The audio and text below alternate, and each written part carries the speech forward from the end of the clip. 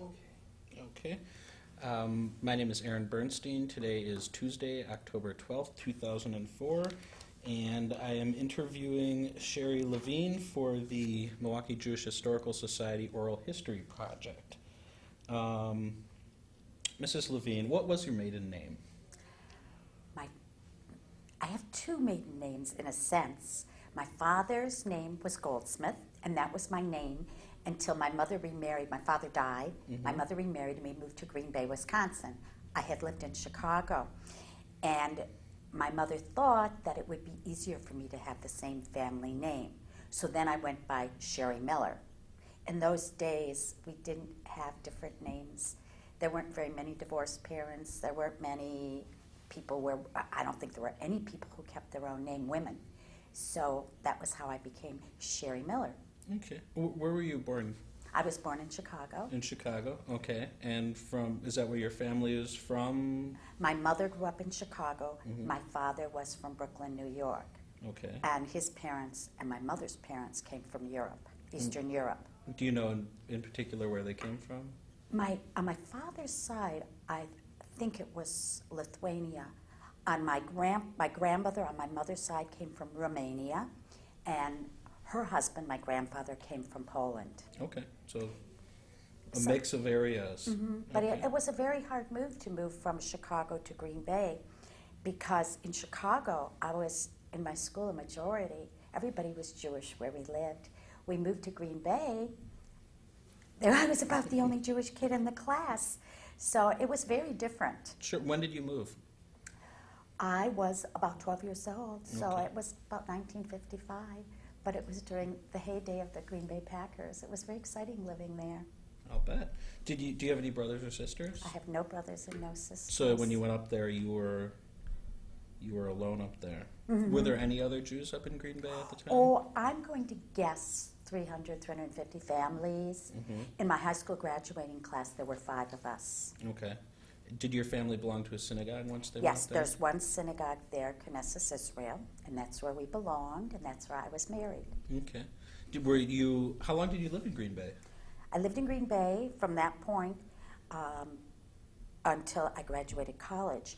When I graduated high school, I went to Madison, mm-hmm. and then when I graduated college, I got married and left Green Bay. And at that time, my mother also got divorced from her second husband and left Green Bay, so I really don't have connections there at this time. And after college and getting married, you moved to Milwaukee? We first moved to Champaign because Lloyd was still, that's my husband, was still in school, and I taught in a little community, Fisher, Illinois, and worked on my master's degree at Illinois, and this was in Champaign-Urbana. Then we came up to Milwaukee in January of 1966, and this is where we've lived, except for the 1 year when we lived in Israel. Okay, we'll get to that in a second. Mm-hmm. You have a master's degree in what? Educational psychology. Okay. My undergraduate was secondary education, Spanish was my major, and English was my minor. And when we moved to Champaign, and I taught in Fisher, Illinois, I was the head of the language department. I was the only language teacher. You were the department? Yes. Okay. Wonderful. I'm going to just go back. Unfortunately, I'm going to keep, you'll say one thing and I'll jump ahead, and then I'm going to move back. What prompted, or do you recall and this is going back to your parents or even their parents, your grandparents, when they came over and under what circumstances? I know my grandmother, I don't know much about my grandparents on my father's side, mm-hmm. because they lived in New York. And my father died when I was 8.5, so I really didn't have much information about them. And at that time, people really weren't doing family histories. Mm-hmm. My grandmother, I know, was 13 years old when she came over. So it probably was, I'm guessing, 1905 to 1910, something like that. Mm-hmm. But I don't know. I've tried to do it since we have our genealogy society in Milwaukee, but I don't have enough information about it. Okay, and maybe at some point you'll be able to dig up that. Right. Okay. When you were in Green Bay, mm-hmm. What type of neighborhood did you grow up in? Yeah, there are not many Jews, but Jews tend to clump together. Were you in a neighborhood with many Jews? Well, there, I can't really say they clumped together. There weren't that many of us. But our synagogue was just a couple of blocks from the high school. And the principal really liked the Jewish students because he always said that from over there, we get good students because we always behaved. And it was a strong Jewish community for what was there, and we were very active in BBYO in the Fox River Valley. We would travel to the different cities to meet the Jewish kids. We'd come to Milwaukee for regional conventions. So we were very involved, that way. And it was, growing up there in many ways was very nice in a small community. You walked down the main street and you knew everybody. And there were a lot of positives to it. But I couldn't live there now because my life is so enriched with everything Jewish living in Milwaukee. Why don't we stick with that for a minute? What is it about living in Milwaukee that you, from the Jewish perspective, that you find so enriching? What is it about this community?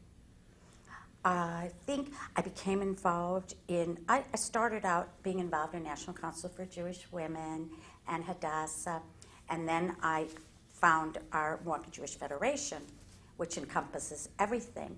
And I just find that it's people are very supportive, they care very much.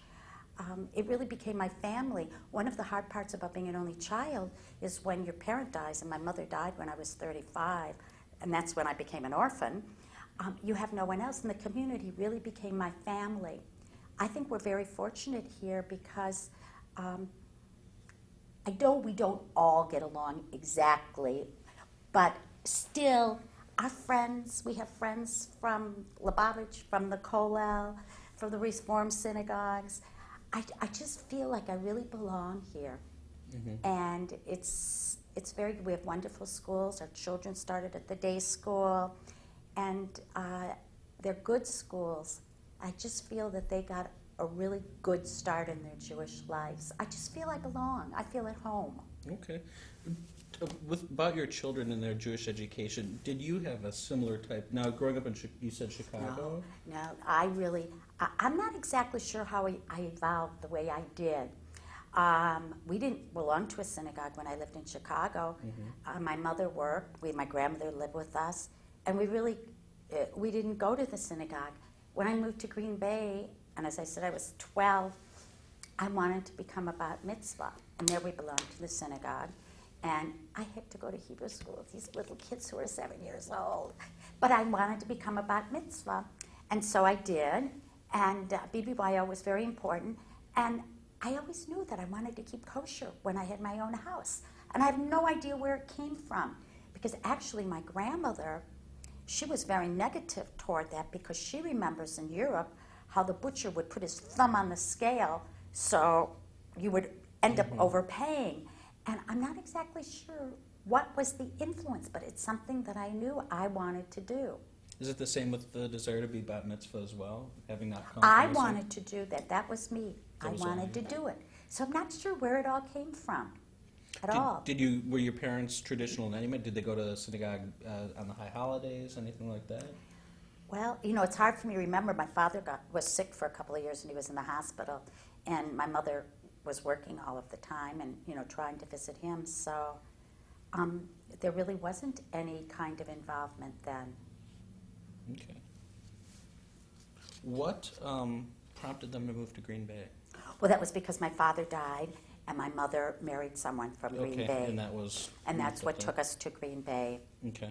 Was there a family business or anything in Green Bay? Yes, the family that my mother married into had been in Green Bay for many years, and they had a liquor store, and that was the family business. In fact, most of the people who stayed there did have businesses, and I think now what's happened is that those businesses have closed, so a lot of the young people are in professions and didn't go back to Green Bay. Okay. Was it difficult being Jewish in Green Bay?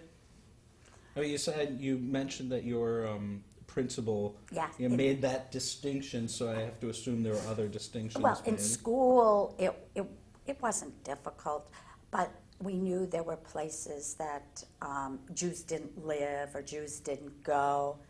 It didn't really, I don't think it bothered us that much. We knew it, but we seemed, to be okay. We knew there were places that we just didn't belong.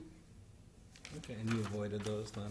Well, yeah, because you knew you couldn't live in certain places. But those were the days too, and I think now of when, in the newspapers, when someone Jewish did something good, won a Nobel Prize, how very proud we would be. And if someone Jewish did something that was not good or went into jail, this reflected on all of us. And I'm not sure, I don't think young people feel that way today. Do you? I do. Oh, but my circumstances might be more unique than some others. I don't know. I would like to think that that they do, but I don't know. So anti-Semitism wasn't something that you were really concerned with or anything like that? Not really. I really don't think so.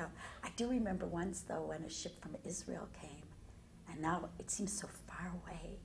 I mean, people really didn't go to Israel then, and how excited we were. And, of meeting, it brings tears, of meeting them, the people from, that they came from Israel. It was something so far away and so unbelievable. So who were these people? They were on a ship.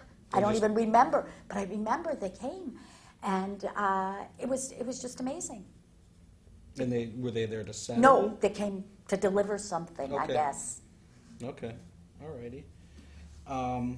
Let's talk a little bit about Israel because, as you mentioned before, you lived there for a little bit, and then you've been involved with the community so much, which obviously supports Israel. Why don't you tell me a little bit about how that came about? We made our first trip on a UJA Young Leadership Mission to Israel in 1972. Okay. And people asked us about the trip. And our response was, it will change the way we live the rest of our lives. Now, we kept kosher when we got married. We did things that were very Jewish. But Israel did something else to us. It was a pride in what we, as a Jewish people, made this country. It was very special being in the majority. When you could talk and you didn't have to whisper when the waitress came by. It was just amazing. We came back and we just knew it would change our lives. And we became very involved in working for Israel and working for the community. We knew our children had to go to a day school. They had to get a good Jewish education. And we made, I don't know how many trips we've made back and forth. We became involved nationally. And then we thought, what? We're doing all this. Israel's just not a place for refugees. It's a place for the Jewish people. Here we are working so hard for it. We should be living there. So we decided to make Aliyah. And the children, when we made this decision, were about 12. And we decided to wait until they graduated 8th grade. And it was, we moved everything. The only thing we didn't take was our piano. We had a friend who lived in Israel who had made Aliyah, and he said, you won't be living there unless you bring all your own belongings and you make it a clean cut. So everything, my china, all the artwork, everything came. We had 2 containers. And we got there and we went to Ulpan Akiva, which is in Netanya, to learn Hebrew. And our containers arrived, and Lloyd then had to leave the Ulpan, and he started unpacking and building the shelves, and fortunately he's very handy. And we were renting a townhouse in Ramat Aviv. And it was hard. I think when I got to Ulpan Akiva and I saw our room, I started to cry. It was this little room. And those were the days. It was very different in Israel then. Ulpan Akiva taught visitors, Hebrew. It also was an ulpan for people who were coming to live in Israel. Arabs came to learn Hebrew. Jews came to learn Arabic. It was very different, the relationships with the Arabs. And so it was a hard move, and we just didn't realize that taking children who were turning 14 was not a good idea. Probably if we moved them from Fox Point to Shorewood at that time, it would have been very difficult. And we didn't realize it. So we took everything and we settled in Ramat Aviv, and we had 3 miserable children. Mm-hmm. Jody, who had stayed at Hillel through 6th grade and had more Hebrew, went to the school in Ramat Aviv, the regular school. The boys who didn't stay at Hillel as long and didn't have as much Hebrew went to Ulpan instead to prepare them to go to the school in Ramat Aviv. They were all miserable. Our daughter told us we ruined her life. The boys were so unhappy. And I really wasn't so happy either, because visiting Israel is very different from living in Israel. I didn't know the language. I really didn't know how to get around. And it's very interesting with Hebrew in that when I said didn't know the language, it wasn't really easy to learn it on the street because everybody would answer me in English. And then it was so easy for me to use English, so then I didn't really get the fluency. The kids really did learn much better than I, and or Lloyd. But yet you could be someplace where nobody spoke English. Then you were really in trouble. The hard part, too, was when you go to a party at someone's home, the person would speak English to you, but then would speak Hebrew to everybody else. And so you were sort of there not knowing what was going on because they would be speaking Hebrew. So I said the children were miserable, and we decided then to put them in the American school. And there they would study Hebrew as a foreign language. And this is where a lot of diplomats send their children, and where people would send children or who had been living out of the country. And that was in not far. Can't think of where it was, but it wasn't very far. The school bus picked them up. Okay. And they were a little happier there, but they were not happy. And we realized the timing of our move was just not good. What year was this? This was 1983, Okay. and then we returned in 1984. It was a wonderful experience being there. We did make some good friends. I know my daughter would never have made it if we had lasted longer. The boys, I think probably they would have adjusted. She doesn't have as strong of feelings as the boys do about Israel. They have very, very strong feelings about it. And I think that it was a wonderful experience.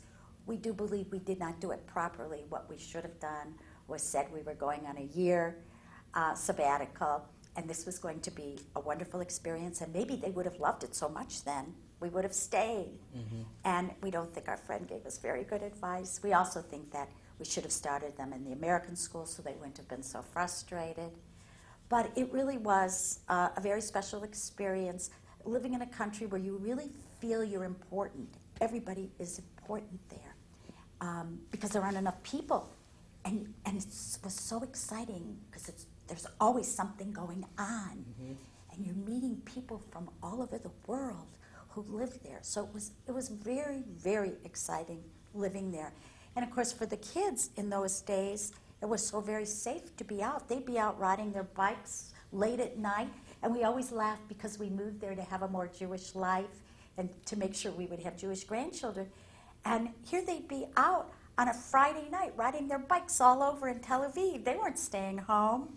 So it was a wonderful experience, and it was a very hard thing to leave. It was a hard decision to go, but I think it was the harder decision to leave to come back to the United States. Mm-hmm. And we don't regret it, and we always say that we never would have known if we hadn't gone. And I don't know that at this time we would ever go live there full time, but we certainly would like to be able to spend more time there. Mm-hmm. As we get older, and we can do that, maybe spend a little more time there. Well, we're on the topic of Israel, and this isn't in one of the discussion topics that have been recommended. But given your love of Israel and your dedication to Israel, and the times in which we're living, and the fact that this project is for posterity, it's for your grandchildren, your great-grandchildren to come and look at. If you don't mind, recognizing it's a touchy subject, if you could comment on what's going on in Israel right now, in whatever capacity you want, and answer that in any way that you want. it's so difficult to answer. It certainly is not the Israel it was when we were there 20 years ago. I don't know that anyone has an answer, but I'm afraid. I do remember when we used to go out and fundraise and say, Israel's here. We're not worried about Israel's survival anymore. We're only worried about the quality of life. And we were raising money based on that. Now, we truly are worried about Israel's survival. And I am fearful of it. And today, I was at our political awareness and heard Ellen Cannon speak, and who is fabulous. And, and I've always known this. We, as American Jews, can stand proud because there is Israel. We are important, and they care about us in this country. We have influence because there is a state of Israel. And I'm fearful. I know there has to be a Palestinian state because we can't keep going on this way. But that frightens me because I don't know how they can live peacefully with Israel. So it's really, I don't know any answers, but I'm scared. You think that the survival is Yes, in question? I do. Do you think there's going to be another major war, or is it just going to be a simmering conflict like we have now, a low level, not your typical war? Do you think that's going to continue regardless? I think the low level is going to continue for a long time. And it's very sad the way that people feel because there are many people who would like to leave Israel if they could. Of course, there are many who live there who this is their home. But still, there's such frustration and such tension you live with. Yeah. But fortunately, people are visiting and going there. And, when we go to visit and people say, are you afraid? Listen, anything could happen anywhere. But I always feel if my friends can be there, why can't I? Sure. Have you been there recently? We went with the community last year in November, and that was a wonderful trip. We marched through the streets of Jerusalem, 6,000 strong, and say, we're here. We are here to stay.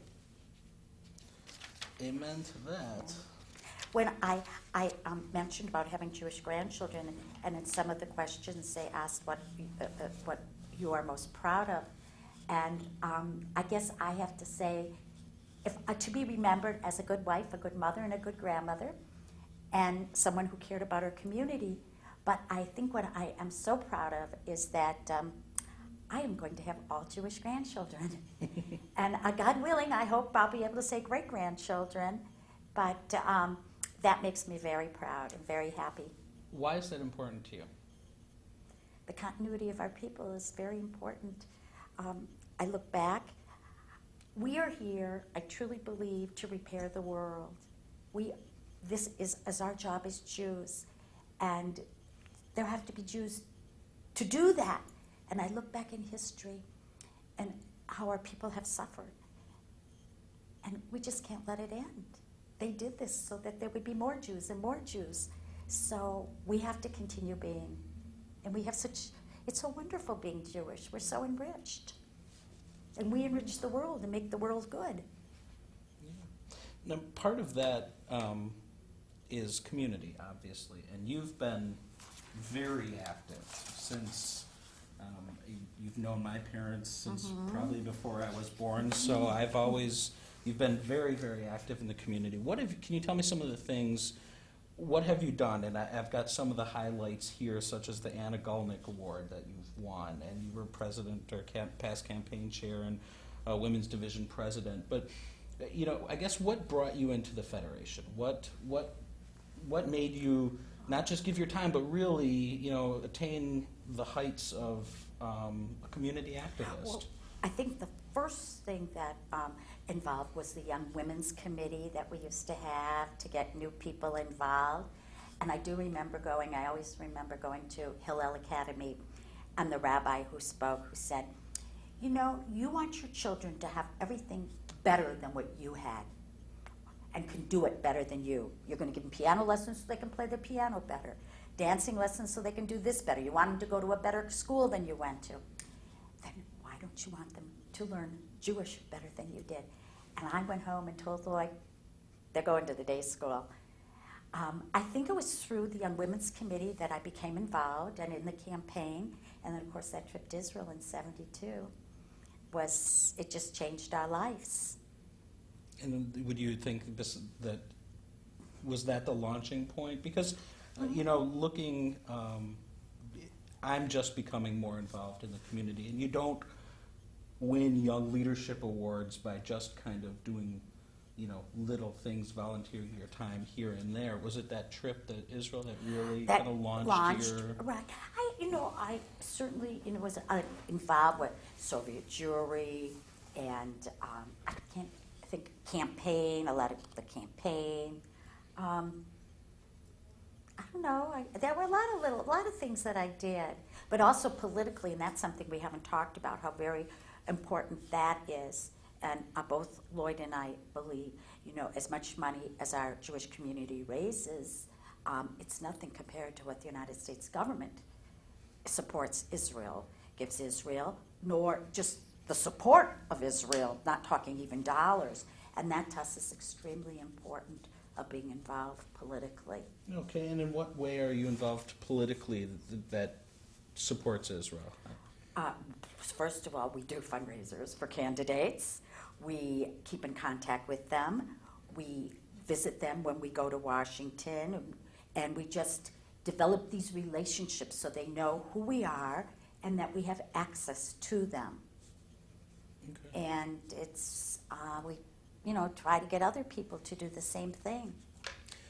I want to stick on politics for a second because we're 3 weeks shy of the '04 presidential election, and I'm young, but this is the most contentious race I've ever been involved in.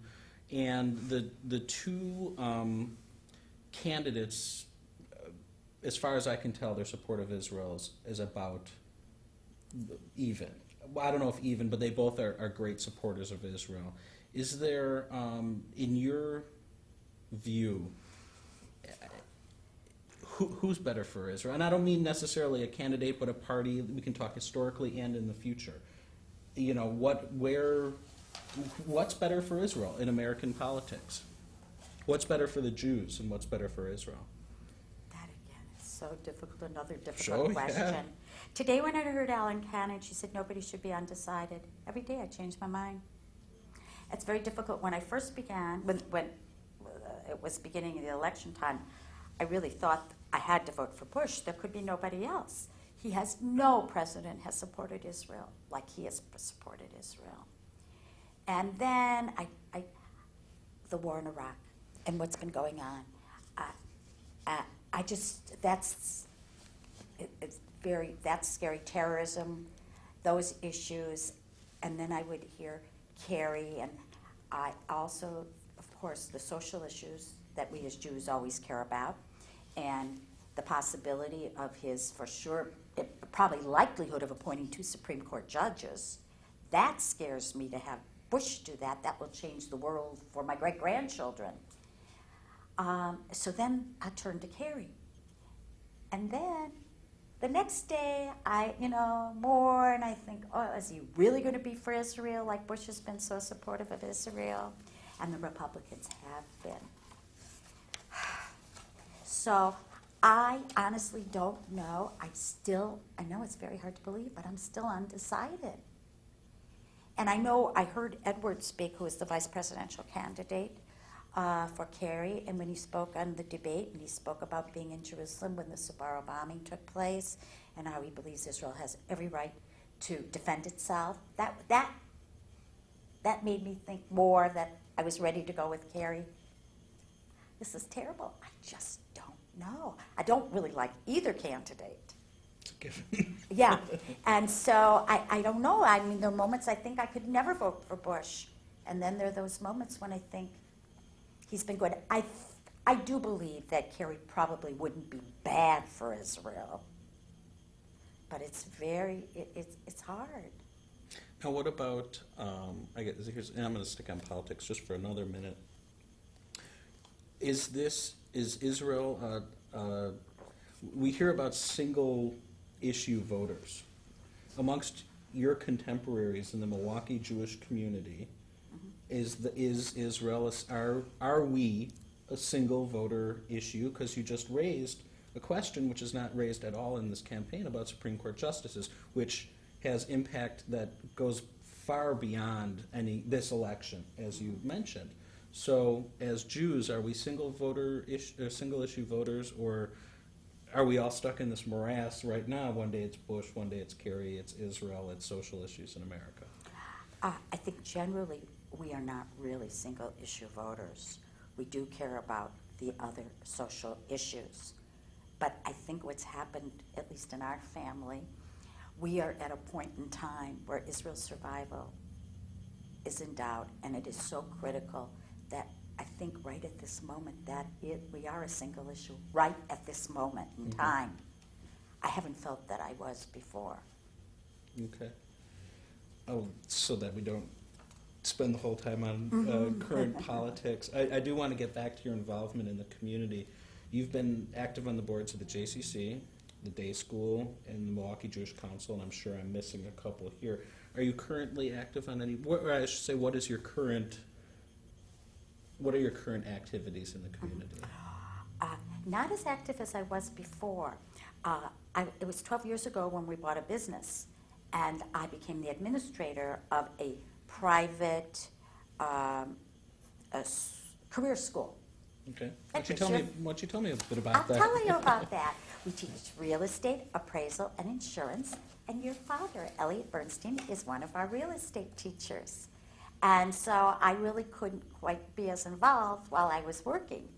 And now we really have some management running it, because I was sick this past year. I had breast cancer.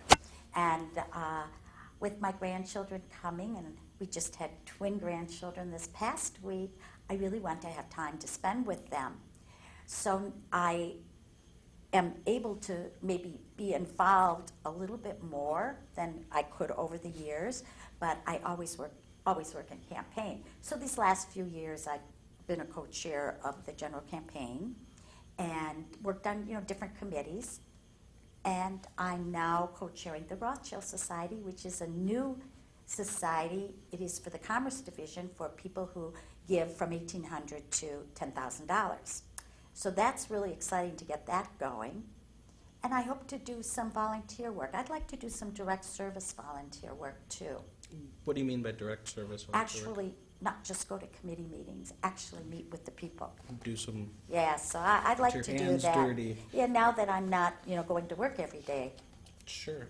Why don't you tell me a little bit about your kids? You said you've got, tell the camera you've got lots of multiples in your family. Well, I have triplets, and they were born in 1969. And exactly why I had triplets, we don't know. The doctor thought perhaps I double ovulated, and then one of those eggs split. So I have two boys who are identical. They don't look as identical now as they did, but the doctor said they were identical, and a daughter. She lives not so far away in Highland Park, so I do get to see her more often. And she has 3 children, 2 little girls and a boy. And then my son, Adam, who was actually the baby, he was 3 pounds 7 ounces. He lives in Washington, D.C. area, and he married 2 years ago my college roommate's daughter. Oh, that's So nice. she's been my friend for a very long time, and of course my machatunim are my very good friends. Right. So Adam has the best of it, and he just had twins last week. Mazel tov. So we have another multiple birth in our family, and my son Jeffrey is engaged to be married next June to a woman who lives in Toronto but is from Winnipeg. And that came to be because our former next-door neighbors were a young couple from Winnipeg. And she emailed Jeffrey and said, my friend has some business in D.C., why don't you give her a call? And that was how that came to be. That was all she wrote. Right, so we have a wedding in Winnipeg next year. Wonderful. Mazel tov with that as well. Thank you. The boys are, as I said, very active for Israel. They developed a program, Hats for Israel. I have some. You have them where they have the Israeli flag, and then 1948 on the back. And they did that for a while. It was kind of hard to keep doing it because they also had to work, and that was done as a volunteer business. And Jeffrey's involved in the Washington, D.C. Young Leadership, so we're very proud of them, and it makes us feel very good that they are continuing. And of course, our ultimate wish would be that they would come back to Milwaukee. Maybe they will. Yeah, Maybe they you talk can about it. lure them back. Okay.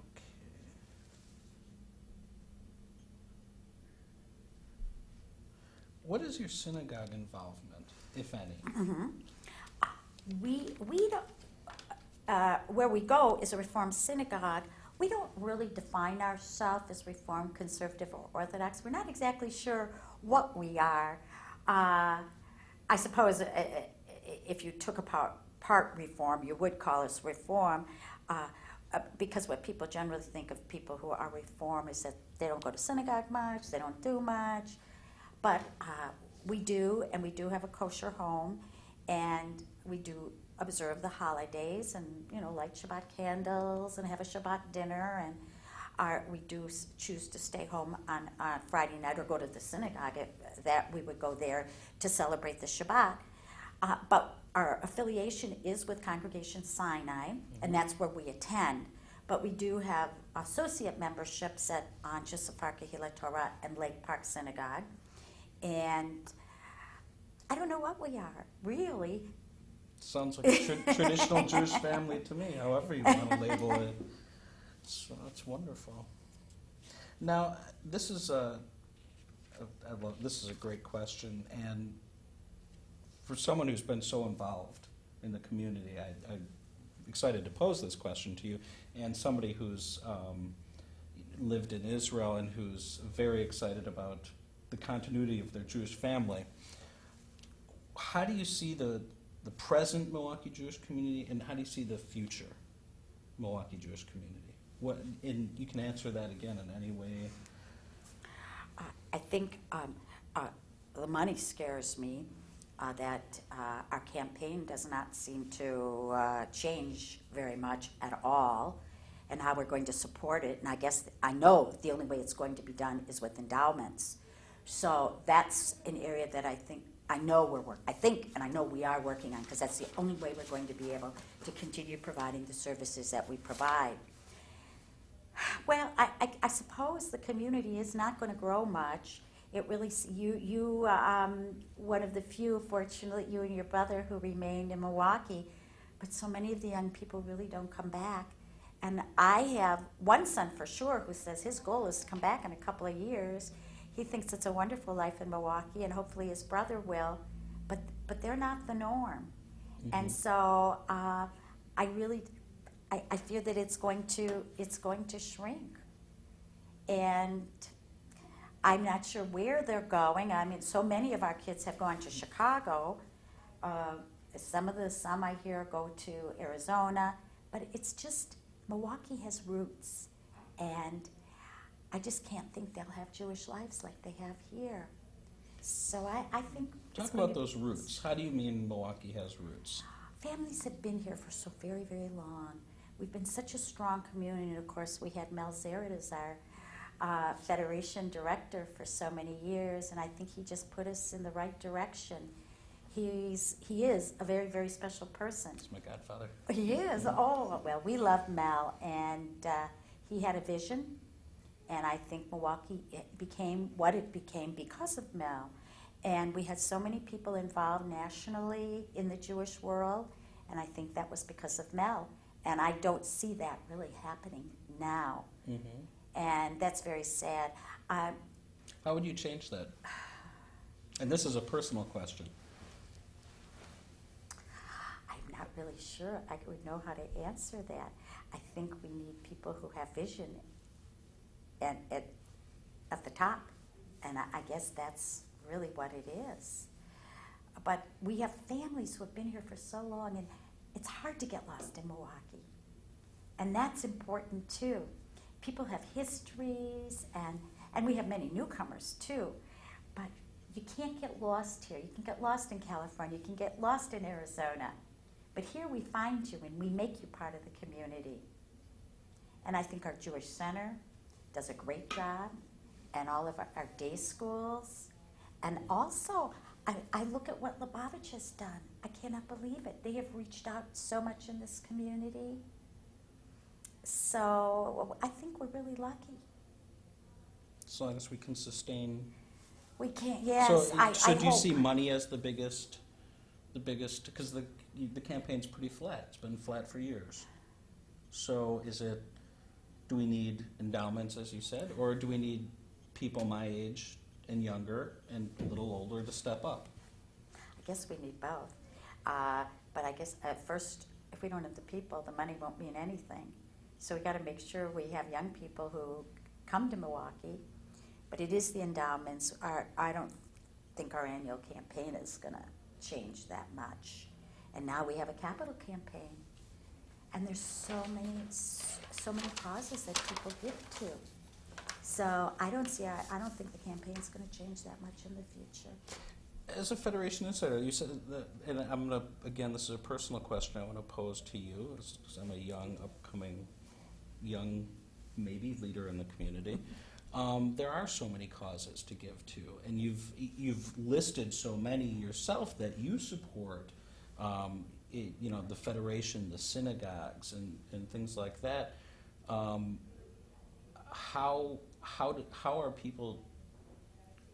should the people who are watching this tape in however many years from now juggle what I'm assuming is going to be that much more of a demand on their time and their money from the Jewish community, from the different organizations that require their time and money, from the synagogues and things like that? How now, what kind of advice can you give to your great-grandchildren who are going to watch this, who you know they're going to be Jewish and who you're hoping are going to be as involved as you are? Well, the problems exist right now. It's very expensive to be Jewish. It's very, very expensive to be able to belong to a synagogue, to send your children, if you wish, to a day school, to send them to camps, Jewish camps. It is very, very expensive to be involved and be a part of the Jewish community now. And some people really can't participate because they can't afford to do it. But I do think the one thing people have to do is set priorities. You have to decide if there is this, extra, you have a certain amount, if you do have this extra amount of money. Some people don't. Mm-hmm. But if there is, you have to decide if you want to send your kids to a Jewish camp or you want to send them to a Jewish school. And that's where you will spend it, because you have to make that priority. I think it's going to go back to endowments and having scholarships and being able to subsidize these programs, because I don't think it's going to get easier. It's only going to become more difficult. And people don't have there's still people making lots of money. There are some. But people don't have the businesses they once had. And we know it's more difficult when both husband and wife have to work. In many instances, it's not out of choice. So it's going to be difficult, but it's difficult already. Mm-hmm.